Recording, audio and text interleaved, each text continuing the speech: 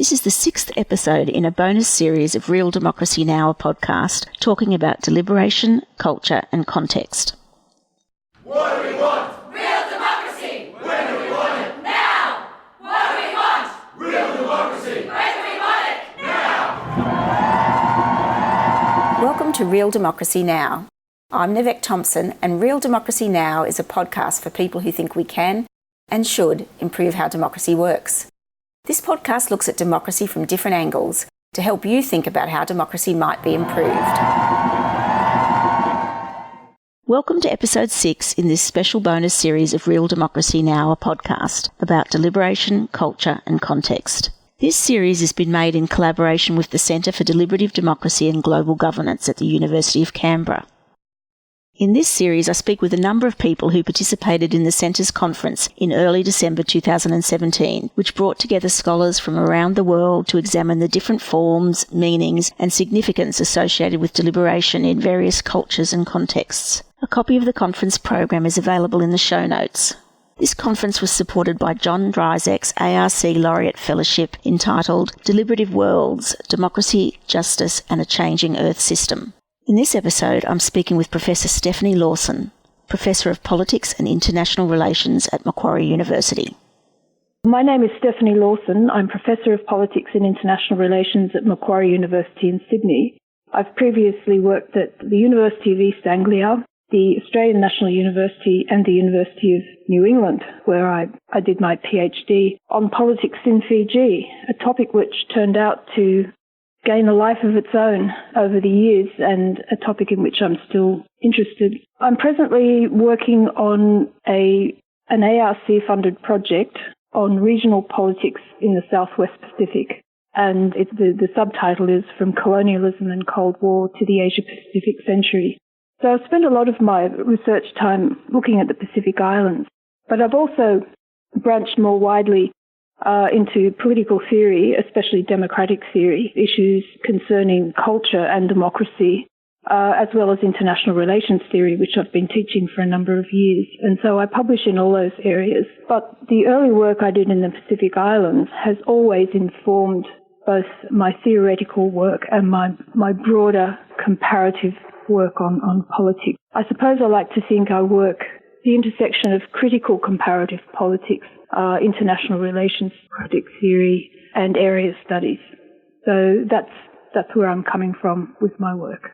I spoke with Stephanie about her paper, Consensus Politics and Democracy in the Pacific Islands, a Critique, which she presented on the first day of the conference. I know that the Centre for Deliberative Democracy and Global Governance invited a really diverse range of people to speak at the Deliberation, Culture and Context conference in December last year. How did you end up being there?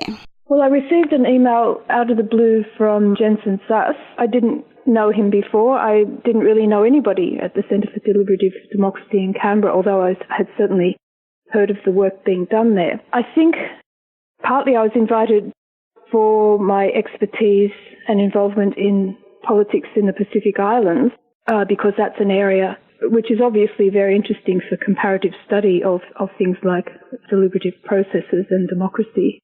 I also wrote a book called Culture and Context in World Politics. Then I guess I certainly have plenty to say about that. I also wrote an article on the politics of context, a journal article published about 10 years ago, which looked at theoretical issues, especially to do with normative and methodological questions when one comes to consider exactly what context is and how it matters in political analysis. So I think, generally speaking, my work on the Pacific, plus my work in democratic theory, especially involving questions of democracy, so those are the things that interested the organisers of the conference.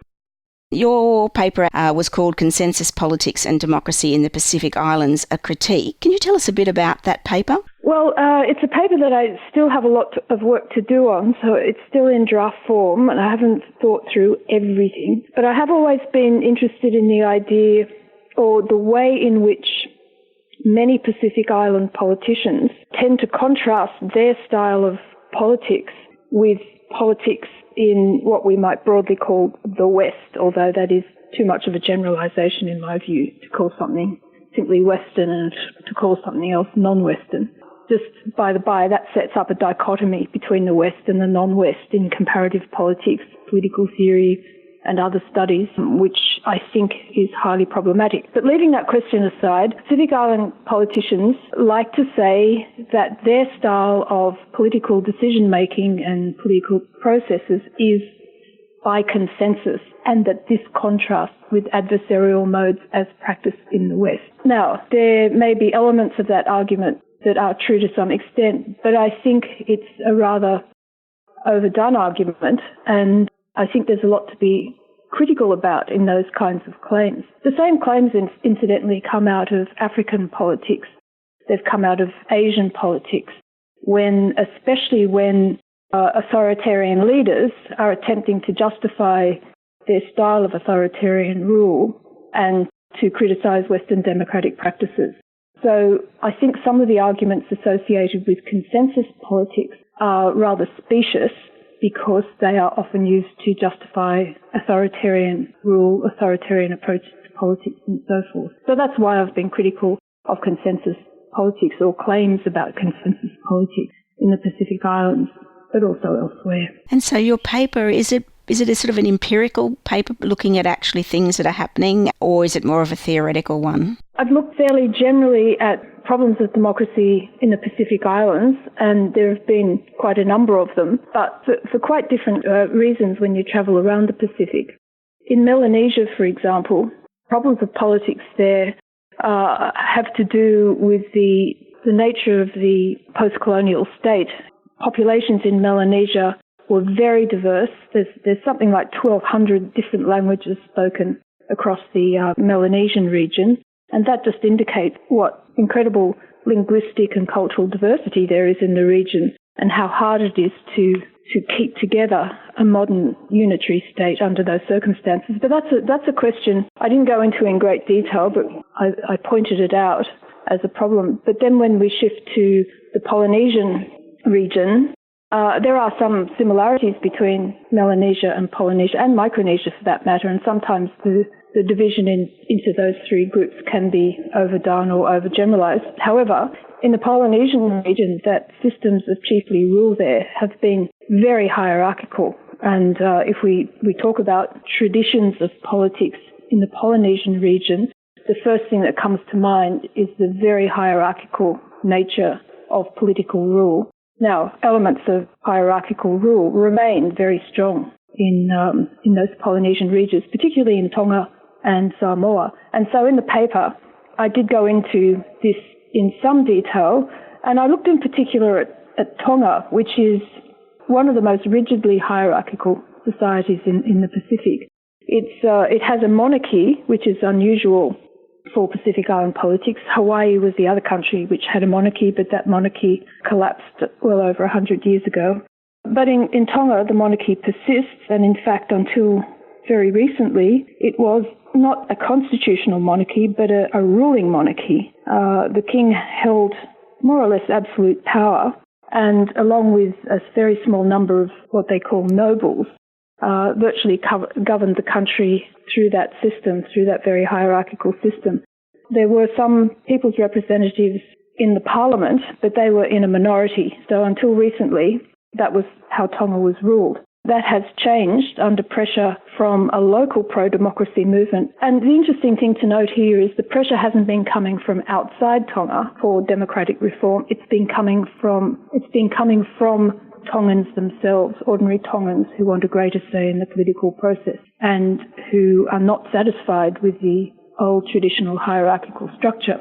So I looked at Tonga, and I looked at it of the public meeting in Tonga, which is called the Fono, F-O-N-O. Now, the Fono, which literally does mean public meeting, might seem a very promising kind of event for people interested in deliberative democracy. After all, if you have a public meeting, what you're assuming is that a free and open deliberation is taking place, and this is contributing in some fashion to democratic processes. But if you look at the Tongan version of the Fono, you will find it was a public meeting for sure, everybody was required to attend. It was a compulsory meeting of ordinary people called together by the chief. But the sole purpose of the meeting was for the chief to issue instructions to those below him or occasionally her. It was by no means a forum for deliberation of any kind. Commoners, that is ordinary people who attended or still do attend those kinds of meetings, are not there to ask questions, to debate, to argue, or anything of the kind, but only to receive instructions. And the only questions that get asked are clarification of the instructions so that the whatever orders, may be issued can be carried out satisfactorily. So if we're looking at the traditional Tongan phono, we will not find anything of the kind that resonates with deliberative democratic practices in that forum, which isn't to say that there aren't deliberative practices going on, at an informal level in Tongan society. There is another expression, it's called talanoa, and it means free and frank without hiding anything. But if we're looking at the institution of the phono, the public meeting, we draw a complete blank when it comes to deliberative democratic practices. So this was the kind of thing, this is the kind of empirical work that I was doing, and it's certainly worth studying more, and I hope to do more work on that. So that's as far as I got with Tonga.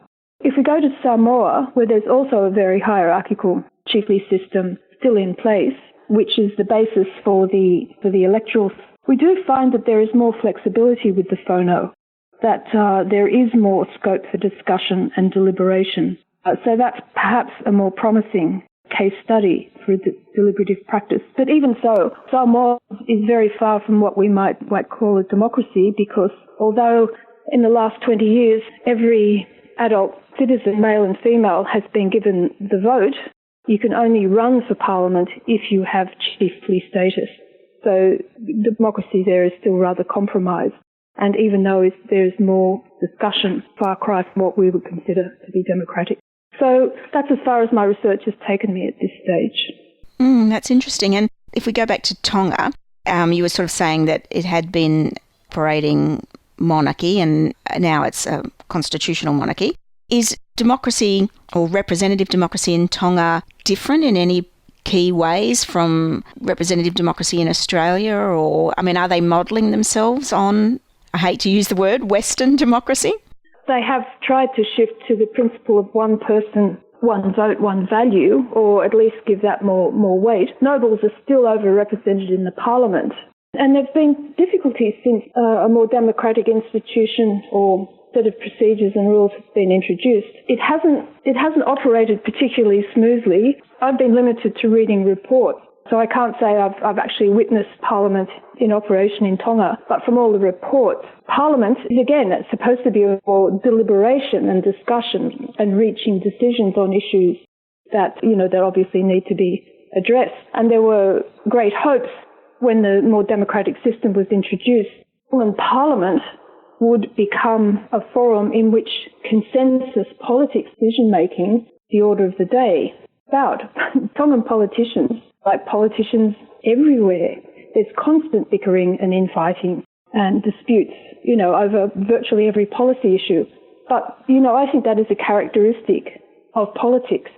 Of real politics going on, when it's probably a negative side of politics, but it's also a sign that democracy is actually taking place, because where you get a society where there is no infighting, no bickering, none of that kind of activity going on, then I suspect that's where you find authoritarianism is the order of the day rather than democracy. Democracy is a very messy business, I think, and people expect it to somehow deliver this wonderful atmosphere of agreement and consensus and what have you. It just doesn't happen.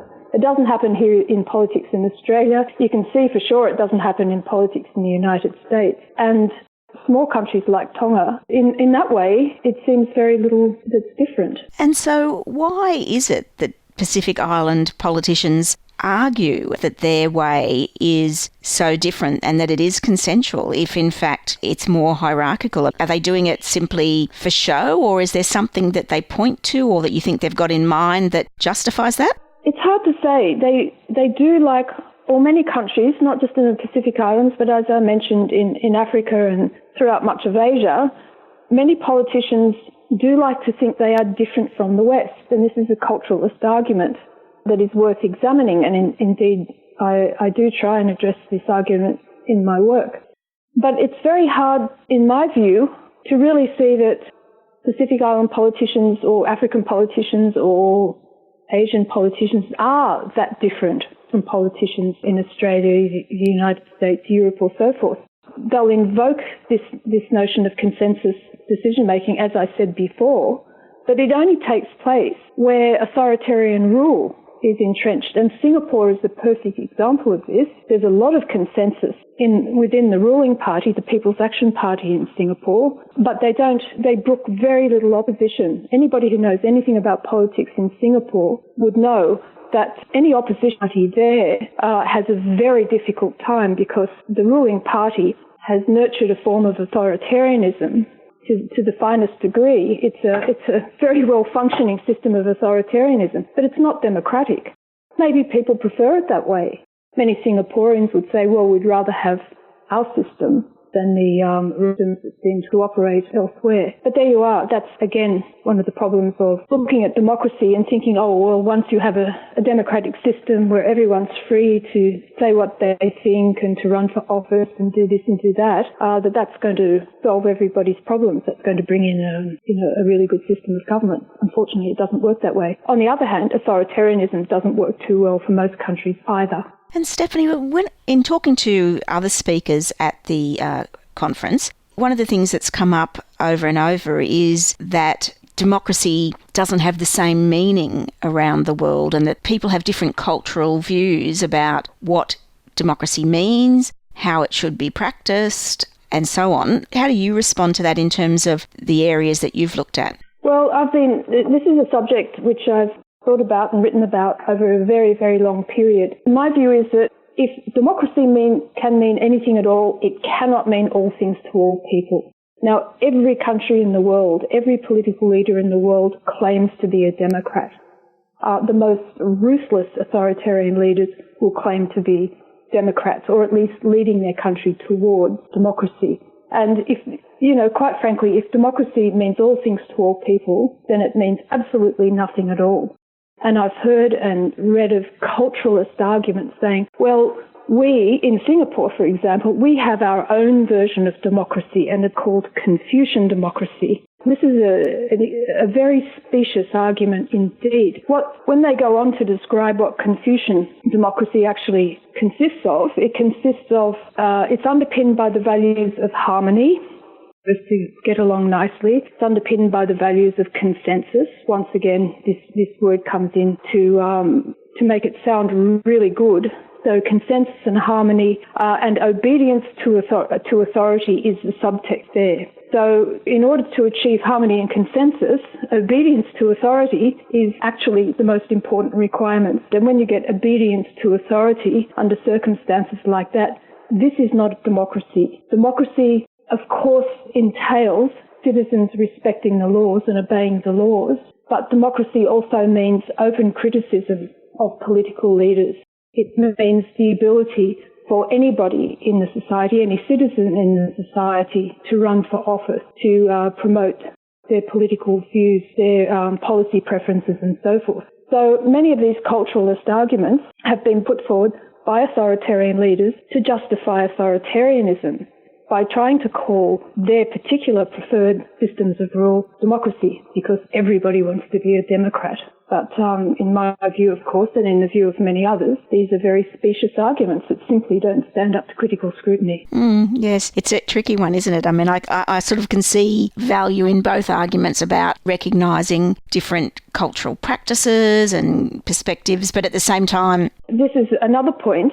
Democracy doesn't have to take the same form everywhere. Democracy can and does adjust to different cultural contexts. If you look at practices in an African state or an Asian state, you can find that democracy is flexible enough to incorporate local values. But how can democracy incorporate authoritarianism? Because the two are simply opposed one to the other. In Fiji, for example, another country that I've studied in much detail, it would have been quite possible to have a system there that accommodated local cultural practices, that respected the practices of both Fiji Indians and Indigenous Fijians and others in the group who could live by certain cultural norms, especially when it comes to local politics, but who were nonetheless all considered equal at a national level. So I have written to some extent on this, and I've written an article in the past called Democracy and the Problem of Cultural Relativism, where I address in detail, not the Fijian case in particular, but the way in which democracy is in fact fairly flexible form of rule. It can accommodate differences. Every parliament, every constitution in the world is different. The United States Constitution political system is different from Australia, is different from the UK, which is different again from Botswana, which can accommodate their own cultural practices. In future episodes in this bonus series, I'll be speaking to other people who presented at the conference about their papers, as well as some of those who were on the final roundtable reflecting on the conference overall. I hope you'll join me then. Thanks for listening to Real Democracy Now! You can find more about today's topic in the show notes at www.realdemocracynow.com.au. If you enjoyed this program, please subscribe to this podcast, write a review, share the podcast with your friends, and join the conversation on the webpage or on Facebook or Twitter. I'd love to know what you think is the essence of a real democracy. What do we want?